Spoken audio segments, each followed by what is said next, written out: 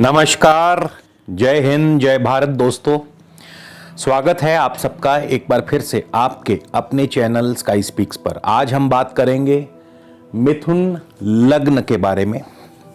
मिथुन लग्न के लिए मार्च 2022 कैसा रहेगा, आपकी सेहत, आपका स्वास्थ्य, आपकी नौकरी, कारोबार, आर्थिक स्थिति, सभी विषयों पर हम बारी बारी से चर्चा करेंगे। और इस महीने खास बात, अष्टम भाव आपका एक्टिवेटेड है। वैसे तो अष्टम भाव को हमेशा बुरा समझा जाता है, चुनौतियों वाला, कठिनाइयों वाला, विपत्तियां देने वाला, पग पग पर परेशानी पैदा करने वाला। लेकिन अष्टम भाव अकस्मात गुप्त धन भी दिलवाता है और अष्टम भाव पैतृक सुख संपदा भी दिलवाता है। तो इस महीने अष्टम भाव एक्टिवेट है, अकस्मात गुप्त धन या पैतृक संपदा के सुख की प्राप्ति भी करवा सकता है। आगे बढ़ने से पहले आप लोगों को बताना चाहूंगा, यदि आप मुझसे किसी भी प्रकार का निजी ज्योतिषीय परामर्श लेना चाहते हैं, उसके लिए स्क्रीन पर मेरा व्हाट्सएप नंबर दिया है। आपसे निवेदन है, आप इस नंबर पर व्हाट्सएप के माध्यम से हमें कंसल्टेशन या फिर परामर्श टाइप करके लिख करके भेज दीजिए। इसके आगे की पूरी प्रक्रिया व जानकारी आपको प्रति उत्तर में भेज दी जाएगी। उसके पश्चात आप चाहें तो अपना अपॉइंटमेंट बुक करवा सकते हैं, शुल्क लागू रहेंगे। इसके अलावा हमारी वेबसाइट है www.skyspeaks.in। आप हमारी वेबसाइट के माध्यम से भी अपना अपॉइंटमेंट बुक करवा सकते हैं।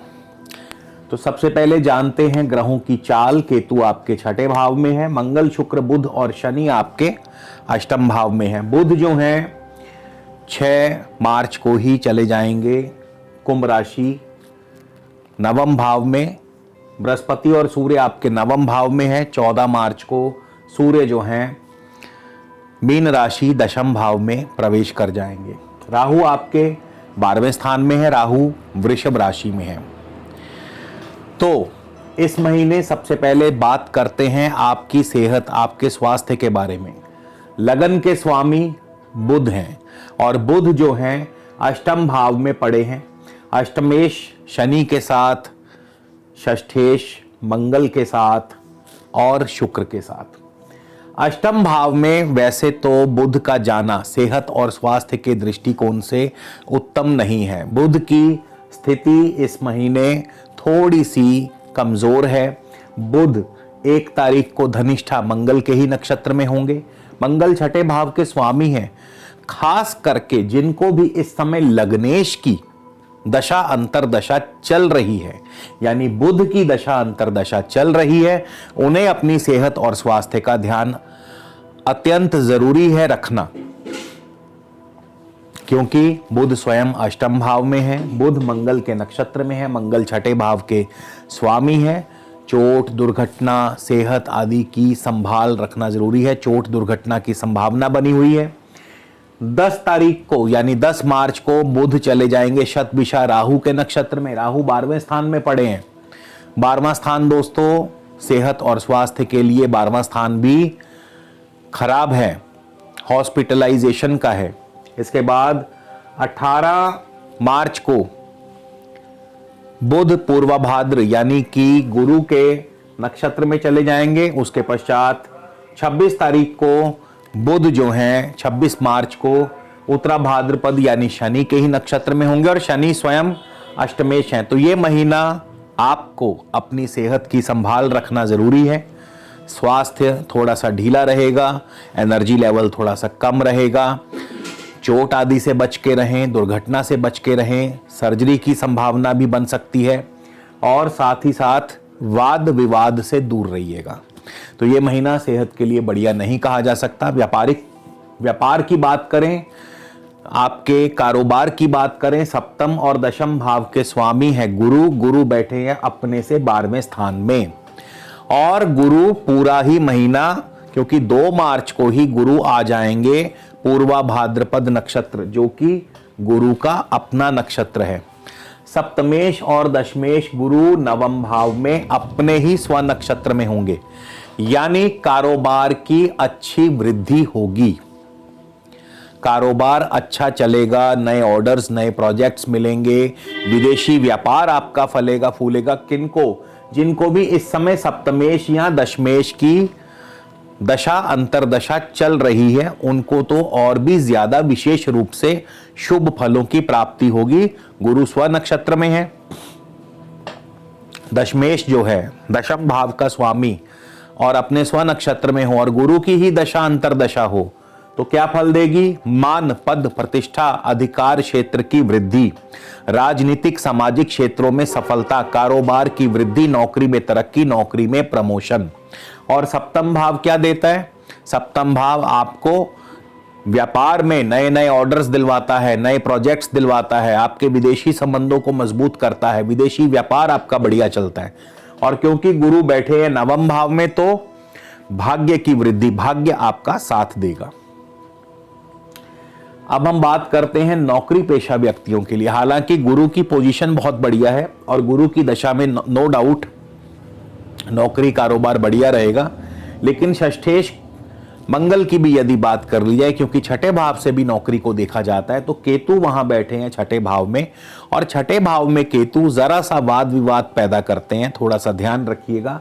और मंगल भी षष्ठेश होकर के अष्टम भाव में पड़े हैं। हालांकि मंगल अष्टम भाव में है, पर मंगल की नक्षत्र स्थिति बहुत ही बढ़िया है।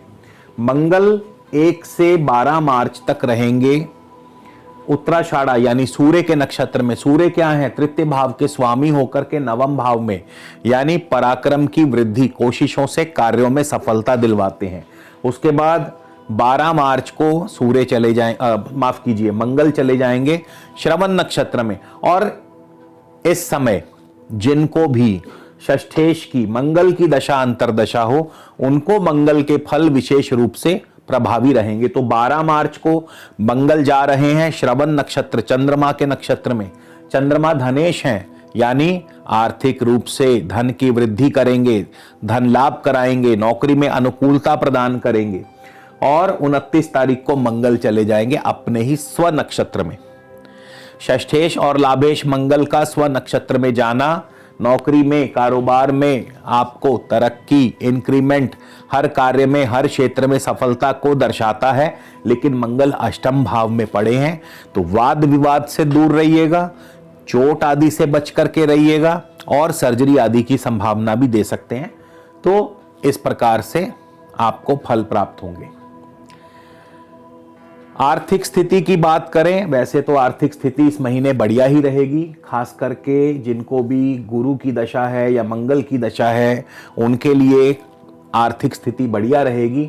लेकिन इसके अलावा भी शनि मंगल की दृष्टि है आपके धन भाव पर अष्टम भाव से। देखिए लाभेश मंगल, मंगल लाभेश हैं, षष्ठेश भी हैं और अष्टम में पड़े हैं, और अष्टम से मंगल और शनि की दृष्टि है धन भाव पर। अकस्मात धन प्राप्ति के योग, गुप्त धन प्राप्ति के योग। अष्टम भाव गुप्त धन दिलाता है, अकस्मात धन दिलाता है, अचानक धन प्राप्ति करवाता है। पैतृक सुख संपदा भी दिलाने में सक्षम है, और कोई आपकी पुरानी फंसी हुई ओल्ड पेमेंट, रुकी हुई पेमेंट भी आपको दिलवा सकता है। मंगल और शनि का यह जो योग बन रहा है अष्टम भाव में, ये इसी प्रकार से अचानक धन लाभ करवाता है। उसके अलावा कारोबारी स्थिति, जैसा कि मैंने बताया, दशमेश गुरु की शुभ स्थिति है। मंगल भी जो है 12 मार्च को श्रवण यानी चंद्रमा के नक्षत्र में चले जाएंगे, तो वहां पे मंगल भी आर्थिक लाभ करवाते हैं। तो कुल मिलाकर के ये जो महीना रहेगा आर्थिक रूप से भी मजबूती प्रदान करता है। शिक्षा की बात करें, शिक्षा के लिए ये समय, ये महीना थोड़ा सा डाइसी रहेगा। चौथे भाव के स्वामी बुध हैं, अष्टम भाव में पड़े हैं, और नक्षत्र अनुसार भी बुध की स्थिति उतनी स्ट्रांग नहीं है, तो पढ़ाई में थोड़ा सा मन आपका डामाडोल रहेगा, विचलित रहेगा। इसके बाद संतान की बात करें तो शुक्र जो हैं आपके पंचमेश हैं, शुक्र अष्टम भाव में है। पंचमेश होकर के शुक्र का अष्टम भाव में जाना संतान के प्रति थोड़ी बहुत चिंता तो जरूर बनी रहेगी, क्योंकि शनि की भी अष्टम भाव से दृष्टि है। हालांकि नवम भाव से गुरु की जो दृष्टि है चिंताओं को दूर भी करती है, लेकिन शुक्र जो पंचमेश हैं, अब पंचमेश शुक्र सूर्य के नक्षत्र में होंगे तो संतान को लाभ करवाते हैं और पराक्रम से कार्यों में सिद्धि, खासकर जिनको शुक्र की दशा। और 11 मार्च को शुक्र भी श्रवण नक्षत्र चंद्रमा के नक्षत्र में चले जाएंगे। चंद्रमा आपके धन भाव के स्वामी है और पंचम से दशम है, यानी संतान की पद प्रतिष्ठा की वृद्धि करते हैं और संतान को आर्थिक लाभ भी दिलवाते हैं। इसके बाद 24 तारीख को यानी 24 मार्च को शुक्र धनिष्ठा मंगल के नक्षत्र में होंगे। मंगल षष्ठेश और लाभेश हैं, तो यहाँ पे शुक्र न सिर्फ संतान को बल्कि आपको भी उत्तम धन लाभ प्राप्त करवाते हैं। खास करके अचानक धन लाभ हो सकता है, आपको कोई पैतृक सुख संपदा की प्राप्ति हो सकती है, आपकी कोई रुकी हुई फंसी हुई पेमेंट आपके पास आ सकती है, कोई गुप्त धन की प्राप्ति हो सकती है। तो यहाँ पे मंगल शुक्र बुध और शनि का अष्टम में युति योग आपको अचानक धन लाभ करवा सकता है। इसके बाद आपके पारिवारिक जीवन, पारिवारिक सुख की बात करें तो सप्तम भाव के स्वामी गुरु अपने ही नक्षत्र में है, गुरु नवम भाव में है, यानी पारिवारिक सुख ठीक ठाक रहेगा। हालांकि सप्तम भाव इस समय पाप कर्तरी योग में भी पड़ा हुआ है। एक तरफ केतु है, दूसरी तरफ मंगल शनि है, पाप कर्तरी पाप ग्रहों के चंगुल में है, तो थोड़ा सा सप्तम भाव क्योंकि पाप कर्तरी योग में है तो आपके पार्टनर के साथ छोटी मोटी नोक झोंक, अनबन या उनकी सेहत व स्वास्थ्य को लेकर के आपकी चिंता बनी रह सकती है। लेकिन क्योंकि गुरु अपने स्व नक्षत्र में है तो ज्यादा कोई खास परेशानी या चिंता वाली बात होनी नहीं चाहिए, अनटिल अनलेस कि आपकी अपनी कुंडली में कोई बहुत खराब योग हो तो बात अलग है। इसके बाद आपके राहु 12वें स्थान में है, केतु छठे भाव में है। छठे भाव में केतु अचानक चोट आदि दे दिया करते हैं, तो थोड़ा सावधान रहिए। 12वें स्थान में भी राहु जो हैं मानसिक रूप से परेशानी देते हैं, बंधन योग भी पैदा करते हैं। खास करके उन लोगों को अवश्य डरना चाहिए जो अनैतिक कार्यों में संलिप्त हैं, क्योंकि राहु 12वें स्थान में बंधन योग यानी राजदंड, जुर्माना, जेल यात्रा दिलवा सकते हैं, इसमें कोई शक नहीं है। अब हम बात करेंगे इस महीने आपके खास योग, कौन सा खास योग बन रहा है। देखिए वैसे तो मैं आपको बता ही चुका हूं, एक बार फिर बता देता हूं। मंगल शुक्र शनि बुध आपके अष्टम भाव में यानी 8th हाउस आपका जबरदस्त एक्टिवेट है और आपका नवम भाव भी बृहस्पति और सूर्य की वजह से जबरदस्त तरीके से एक्टिवेट हो जाता है। नवम भाव होता है पिता का, अष्टम भाव होता है अचानक धन लाभ, गुप्त धन। तो पिता का धन, पिता का पैतृक संपदा, पैतृक धन आपको विरासत में, क्योंकि नवम भाव जो है ये बुजुर्गों का भी है, विरासत से मिलने वाला धन आपको मिल सकता है, इसमें कोई संशय नहीं। और इस महीने अचानक धन लाभ के अच्छे अवसर बनते नजर आते हैं। इस महीने की विशेष रेमेडी, खास उपाय क्या है? देखिए अष्टम भाव एक्टिवेट है, मैंने शुरुआत में बताया था कि अष्टम भाव चोट भी देता है, दुर्घटना भी देता है, स्वास्थ्य को हानि करता है, चुनौतियां पैदा करता है। तो ठीक है अचानक धन देता है, लेकिन हर सिक्के के जिस प्रकार दो पहलू होते हैं ठीक वैसे ही हर भाव के भी अच्छे बुरे दोनों प्रकार के फल होते हैं। तो अष्टम भाव ज्यादा बुरा ना करे, इसके लिए बड़ा सरल सा उपाय बताऊंगा। और वो उपाय क्या है? सिंपल सा, रोजाना आप सुबह उठ कर के अपने आसपास यदि कोई पार्क है या घर की छत के ऊपर जाकर के पंछियों को, चिड़ियों को मीठा डालना शुरू कर दें। और मीठे में सबसे बढ़िया मोटी बूंदी वाले जो लड्डू आते हैं, मोटी बूंदी वाले लड्डू तोड़ करके उनको क्रश करके आप छत पे डाल दें। 1-2 दिन चिड़ियां पंछी नहीं आएंगे, लेकिन आप रोजाना डालते रहें, तो जिस दिन वो आना शुरू हो गए उस दिन के बाद से चाहे तो आप ये उपाय आजीवन भी कर सकते हैं, इसका कोई नुकसान नहीं है। और ये बड़ा ही जबरदस्त उपाय है कारोबार की वृद्धि के लिए और हर प्रकार की आपको बुरी नजर से बचाता है। तो इसी के साथ विदा लेता हूं आपसे, अगले वीडियो में फिर मिलेंगे। तब तक के लिए नमस्कार, जय हिंद, जय भारत।